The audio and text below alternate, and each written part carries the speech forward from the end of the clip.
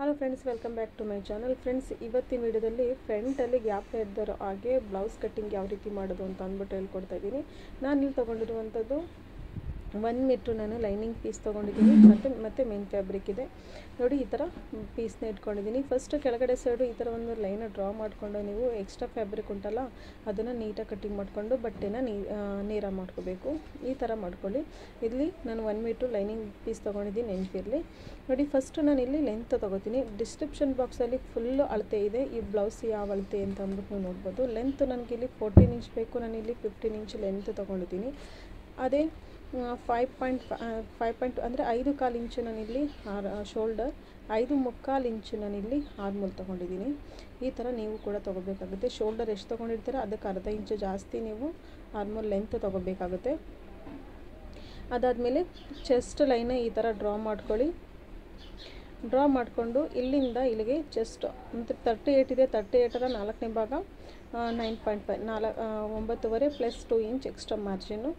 ಮತ್ತು ಇಲ್ಲಿಗೆ 1 ಇಂಚ್ ಕೊಟ್ಬಿಟ್ಟು ಇಲ್ಲಿ ಆರ್ಮೋಲ್ ಸ್ಕೇಲ್ ಉಂಟಲ್ಲ ಅದರಿಂದ ಈ ಥರ ಒಂದು ಲೈನ ಡ್ರಾ ಮಾಡ್ಕೊಳ್ಳಿ ಹೀಗೆ. ಅದಾದ ನಂತರ ಸೊಂಟದ ಸುತ್ತಳತೆ ಎಷ್ಟಿದೆಯೋ ಅದರ 4ನೇ ಭಾಗ 1 ಇಂಚು ಟಕ್ಸ್ಗೆ 2 ಇಂಚು ಎಕ್ಸ್ಟ್ರಾ ಮಾರ್ಜಿನು, ಅದು 1.5 ಇಂಚು ಕೂಡ ನೀವು ಎಕ್ಸ್ಟ್ರಾ ಮಾರ್ಜಿನ ಇಟ್ಕೋಬೋದು. ಅದಾದಮೇಲೆ ಈ ಥರ ಒಂದು ಲೈನ ಡ್ರಾ ಮಾಡ್ಕೊಳ್ಳಿ ನೋಡಿ. ಈ ಥರ ಡ್ರಾ ಮಾಡಿಕೊಂಡು ಇಲ್ಲಿಂದ ಇಲ್ಲಿಗೆ 4 ಇಂಚು ಬ್ಯಾಕ್ ಟಕ್ಸ್ಗೆ, ಮೇಲ್ಗಡೆಗೂ ಕೂಡ 4 ಇಂಚು ಈ ಥರ. ಮತ್ತು ಎರಡು ಕಡೆ ಸೈಡು ಇಲ್ಲಿ 1/4 ಇಂಚ್ ತೊಗೊಂಡು ಈ ಥರ ಲೈನ ಡ್ರಾ ಮಾಡ್ಕೋಬೇಕು. ಅದಾದಮೇಲೆ ನೋಡಿ, ಇಲ್ಲಿ 2.5 ಇಂಚು ನಾನಿಲ್ಲಿ ರೆಡಿ ಶೋಲ್ಡರ್ ಬೇಕು. ಎರಡು ಕಡೆ ಸೈಡು 1/4 ಇಂಚ್ ಬಿಟ್ಬಿಟ್ಟು ಇಲ್ಲಿ 2.5 ಇಂಚು ನಾನಿಲ್ಲಿ ರೆಡಿ ಶೋಲ್ಡರ್ ಮಾಡ್ಕೊಂಡಿದ್ದೀನಿ. ಅದಾದಮೇಲೆ ನೆಕ್ ಡೀಪ್ ಉಂಟಲ್ಲ, ನಿಮ್ಗೆ ಎಷ್ಟು ಬೇಕು ನಿಮ್ಮ ಅಳತೆ ತಗೊಂಡು ತೊಗೊಳ್ಳಿ. ನಾನಿಲ್ಲಿ ಕೆಳಗಡೆ ಸೈಡಲ್ಲಿ ಬೆಲ್ಟ್ 4 ಇಂಚು, ಎರಡು ಕಡೆ ಸೈಡು 1/4 ಇಂಚು ಬಿಟ್ಟಿದ್ದೀನಿ, ಮಧ್ಯದಲ್ಲಿ 4 ಇಂಚು ಬಿಟ್ಬಿಟ್ಟು ರೆಡಿ ಬೆಲ್ಟು ಈ ರೀತಿ ತೊಗೊಂಡಿದ್ದೀನಿ. ಅದಾದಮೇಲೆ ಇಲ್ಲಿ 3.5 ಇಂಚು, ಈ ಥರ 3.5 ಇಂಚ್ ತೊಗೊಳ್ಳಿ, ಅದಕ್ಕಿಂತ ಜಾಸ್ತಿ ತೊಗೊಳಕ್ಕೆ ಹೋಗಬೇಡಿ ನೋಡಿ. ಈ ಥರ ಲೈನ ಡ್ರಾ ಮಾಡಿಕೊಂಡು ಬ್ಯಾಕ್ ಡೀಪ್ಗೆ ನೀವು ಈ ಥರ ಮಾರ್ಕಿಂಗ್ ಮಾಡ್ಕೊಳ್ಳಿ. ಅದಾದಮೇಲೆ ಶೋಲ್ಡರ್ ಡ್ರಾಪ್ ಆಗಬಾರ್ದು ಅಂತ ಅಂದರೆ ಇಲ್ಲಿ 1/4 ಇಂಚು ಡೌನ್ ಮಾಡ್ಕೊಳ್ಳಿ, ಇದು ತುಂಬ ಇಂಪಾರ್ಟೆಂಟು ಡೀಪ್ ನೆಕ್ಗೆ. ಇಷ್ಟಾದಮೇಲೆ ಇವಾಗ ಕಟ್ಟಿಂಗ್ ಮಾಡ್ಕೊಳ್ಳಿ.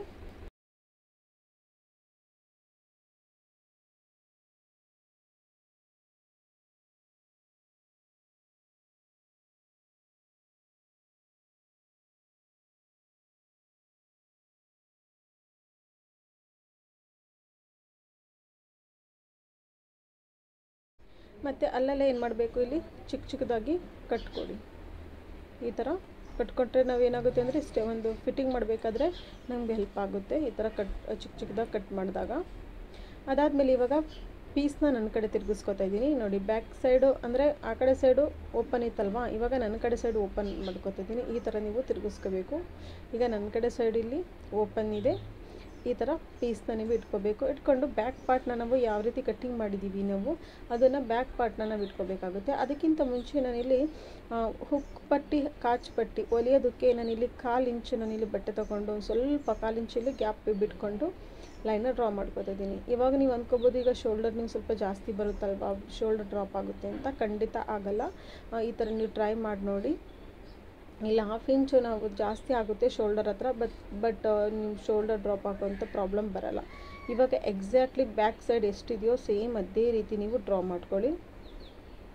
ಈ ಥರ ಡ್ರಾ ಮಾಡಿಕೊಂಡು ಪೀಸ್ನ ತೆಗೆದಿಟ್ಬಿಟ್ಟು ಫಸ್ಟು ಮಾಡಬೇಕಾಗಿರುವಂಥದ್ದೇನು, ಎಲ್ಲ ಕಡೆ ಕರೆಕ್ಟಾಗಿದೆ, ಎಲ್ಲೂ ಕೂಡ ನಾನು ಜಾಸ್ತಿ ತೊಗೊಂಡಿಲ್ಲ. ನಾನು ಇನ್ನೂ ನೆಕ್ಸ್ಟ್ ಹೇಳ್ಕೊಡ್ತೀನಿ. ಫಸ್ಟು ಇಲ್ಲಿ ಈ ಥರ ಒಂದು ಲೈನ ಡ್ರಾ ಮಾಡ್ಕೊಂಡು ಏನು ಮಾಡಬೇಕು, ಇಲ್ಲಿ ಅಂದರೆ ಒಂದು ಅರ್ಧ ಇಂಚು ಒಳಗಡೆ ಸೈಡ್ಗೆ ಈ ಥರ ಒಂದು ಲೈನ ಡ್ರಾ ಮಾಡಿಕೊಂಡು ಅರ್ಧ ಇಂಚು ಡೌನಿಂಗ್ ಕೊಡಬೇಕು ಫ್ರಂಟ್ ಪಾರ್ಟ್ಗೆ. ಏಕೆಂದರೆ ರಿಂಕಲ್ಸ್ ಬರಲ್ಲ, ಗುಪ್ಪೆನೂ ಕೂಡ ಬರಲ್ಲ. ಈ ರೀತಿ ನೀವು ಡ್ರಾ ಮಾಡಿಕೊಂಡ್ರೆ. ಮತ್ತು ಎಕ್ಸ್ಟ್ರಾ ಮಾರ್ಜಿನ್ ಬ್ಯಾಕ್ ಪಾರ್ಟಲ್ಲಿ ಎಷ್ಟಿತ್ತು ಸೇಮ್ ಅದೇ ರೀತಿ ಈ ಥರ ಡ್ರಾ ಮಾಡ್ಕೊಳ್ಳಿ. ಅದಾದಮೇಲೆ ಕೆಳಗಡೆ ಸೈಡು ನಾವು 1 ಇಂಚು ಜಾಸ್ತಿ ತೊಗೋಬೇಕು, ನೆನಪಿರಲಿ ನೋಡಿ. ಇಲ್ಲಿಂದ ಇಲ್ಲಿಗೆ ನಾನು 1 ಇಂಚು ಜಾಸ್ತಿ ತೊಗೋತಾ ಇದ್ದೀನಿ. ಇದು 38 ಸೈಜ್ ಇದೆ, 1 ಇಂಚ್ ಇದ್ದರೆ ಸಾಕು. ಇದು ಮೀಡಿಯಮ್ ಸೈಜ್ ಬ್ಲೌಸು. ಈ ಥರ ತೊಗೊಂಡಾದ್ಮೇಲೆ ಇವಾಗ ಫ್ರಂಟ್ ನೆಕ್ 6.5 ಇಂಚು, 6.5 ಇಂಚ್ಗೆ ಈ ಥರ ಮಾರ್ಕಿಂಗ್ ಮಾಡಿಕೊಂಡು 6.5 7 ಗಂಟು ನೀವು ಇಟ್ಕೋಬೋದು. 7 7.5 ಕೂಡ ನಿಮ್ಮ ಒಂದು ಅಳತೆ ಎಷ್ಟಿದೆಯೋ ಅದು 6.5ರಿಂದ ಹಿಡಿದು 7.5 ತನಕ ನೀವು ಇಟ್ಕೋಬೋದು. ಅದಾದಮೇಲೆ ಟಕ್ಸ್ ಪಾಯಿಂಟು ಎಷ್ಟಿದೆಯೋ ಇಲ್ಲಿ ಈ ಥರ ಮಾರ್ಕಿಂಗ್ ಮಾಡ್ಕೊಳ್ಳಿ. ನಾನು 11 ಇಂಚ್ ತೊಗೋತಾ ಇದ್ದೀನಿ. ಅದಾದಮೇಲೆ 3 ಇಂಚು ಡೌನಿಂಗ್ ಕೊಟ್ಬಿಟ್ಟು ಈ ಥರ ಲೈನನ್ನು ಡ್ರಾ ಮಾಡ್ಕೊತಾ ಇದ್ದೀನಿ. ಇವಾಗ ಈ ಭಾಗದಿಂದ ಇಲ್ಲಿ 4 ಇಂಚ್ ತೊಗೋತಾ ಇದ್ದೀನಿ. ಅಂದರೆ ಉಪ್ಪಟ್ಟಿ ಕಾಚುಪಟ್ಟಿಗೆ ಇಟ್ಟಿದ್ದೀನಲ್ಲ ಅದನ್ನು ಬಿಟ್ಟು 4 ಇಂಚ್ ತೊಗೊಂಡು ಎರಡು ಕಡೆ ಸೈಡು 1 ಇಂಚು ತೊಗೊಂಡು ಇಲ್ಲಿ ಫ್ರಂಟ್ ಟಕ್ಸ್ಗೆ ಈ ಥರ ಮಾರ್ಕಿಂಗ್ ಮಾಡ್ಕೊಳ್ಳಿ. ಅದಾದಮೇಲೆ ಇಲ್ಲಿ 1 ಇಂಚು ಮೇಲ್ಗಡೆ ಸೈಡ್ಗೆ ಕ್ರಾಸಾಗಿ ಶೇಪ್ ಕೊಡಿ. ಅದಾದಮೇಲೆ ಏನು ಮಾಡಬೇಕು, ಇಲ್ಲಿ ಬೆಲ್ಟು ಕೂಡ ರೆಡಿ ಆಯಿತು. ಇವಾಗ ಟಕ್ಸ್ ಪಾಯಿಂಟ್ ಯಾವ ರೀತಿ ಕೊಡಬೇಕು ಅಂತ ಹೇಳ್ತೀನಿ. ಅದಕ್ಕಿಂತ ಮುಂಚೆ ಇಲ್ಲಿ ಈ ಥರ ಒಂದು ಶೇಪ್ ಕೊಟ್ಬಿಟ್ಟು ಏನು ಮಾಡಬೇಕು, ಇಲ್ಲಿ ಸೊಂಟದ ಸುತ್ತಳತೆಯ 4ನೇ ಭಾಗ ಅಂದರೆ 8.5 ಇಂಚು ನಾನು ಇಲ್ಲಿ ಟಕ್ಸಿಂದ ತೊಗೊಂಡಿದ್ದೀನಿ. ಇದನ್ನು ಮೇಲ್ಗಡೆ ಸೈಡ್ ಅರ್ಧ ಇಂಚ್ ಕೊಟ್ಬಿಟ್ಟು ಈ ಥರ ಲೈನ್ನ ಡ್ರಾ ಮಾಡ್ಕೊಳ್ಳಿ. ಇದು ಫ್ರಂಟಲ್ಲಿ ಗ್ಯಾಪ್ ಬರಬಾರ್ದು ಅಂದರೆ ಇದನ್ನು ನೀವು ತೊಗೋಬೇಕು, ಇಲ್ಲ ಅಂತಂದರೆ ಎಕ್ಸ್ಟ್ರಾ ಮಾರ್ಜಿನ್ ತೊಗೊಳ್ಳಿಲ್ಲ ಅಂದರೆ ಫ್ರಂಟಲ್ಲಿ ಗ್ಯಾಪ್ ಬರುತ್ತೆ. ಮತ್ತು ಈ ಭಾಗದಲ್ಲಿ ಮಧ್ಯದಲ್ಲಿ ಸೆಂಟರ್ಗೆ ಈ ಥರ ಒಂದು ಪಾಯಿಂಟ್ ಕೊಟ್ಬಿಟ್ಟು ಈ ಥರ ಒಂದು ಲೈನ್ ಡ್ರಾ ಮಾಡ್ಕೊಳ್ಳಿ. ಇಲ್ಲಿಂದ ಇಲ್ಲಿಗೆ ಡ್ರಾ ಮಾಡ್ಕೊಳ್ಳಿ. ಕರೆಕ್ಟಾಗಿ ಪಾಯಿಂಟಿಗೆ ಬರಬೇಕು, ನೆನಪಿರಲಿ.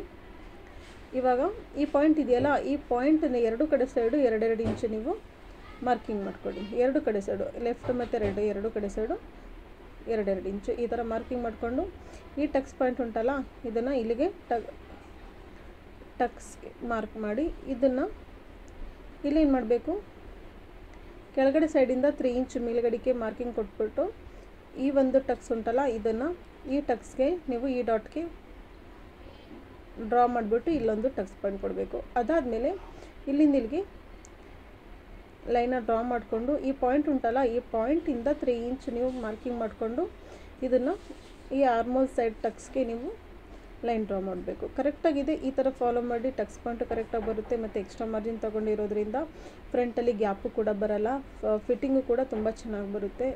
ಬಿಗಿನರ್ಸ್ ಆದ್ರೂ ಕೂಡ ಈ ಒಂದು ಮೆಥಡನ್ನ ನೀವು ಟ್ರೈ ಮಾಡಿ ನೋಡಿ, ಖಂಡಿತ ನಿಮಗೆ 100% ರಿಸಲ್ಟ್ ಸಿಗುತ್ತೆ ನಿಮಗೆ. ಇವಾಗ ಇದನ್ನು ಯಾವ್ಯಾವ ರೀತಿ ನೀವು ಮಾರ್ಕಿಂಗ್ ಮಾಡಿದ್ದೀರಾ ಸೇಮ್ ಅದೇ ರೀತಿ ಕಟ್ಟಿಂಗ್ ಮಾಡ್ಕೋಬೇಕು.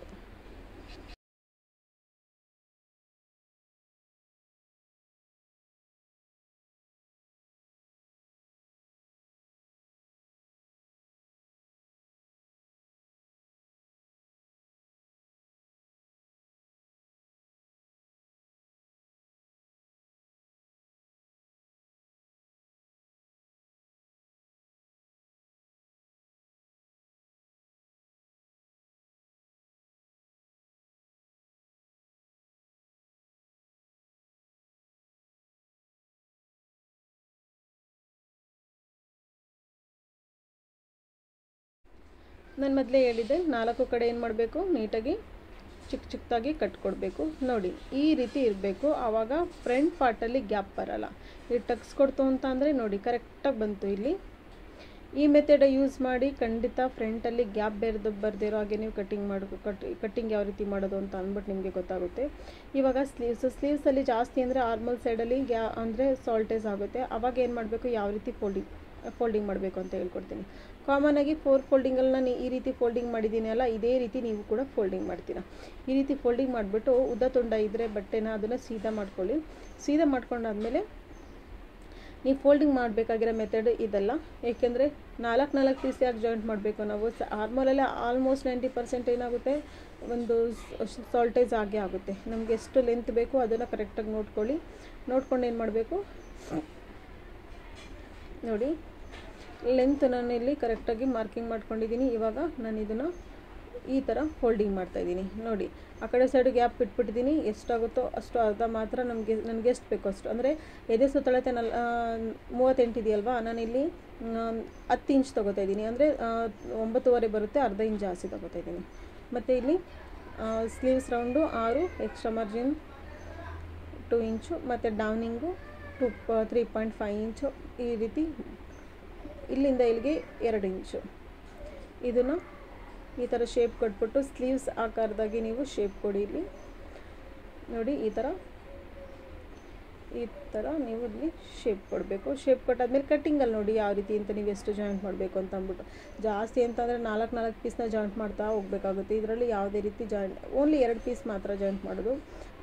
ಒಂದು ಸೈಡ್ ಮಾತ್ರ, 2 ಸೈಡು ಕೂಡ ಬರಲ್ಲ. ಇವಾಗ ನೋಡಿ ಇದನ್ನು ಕಟ್ಟಿಂಗ್ ಮಾಡ್ಕೊಳ್ಳಿ.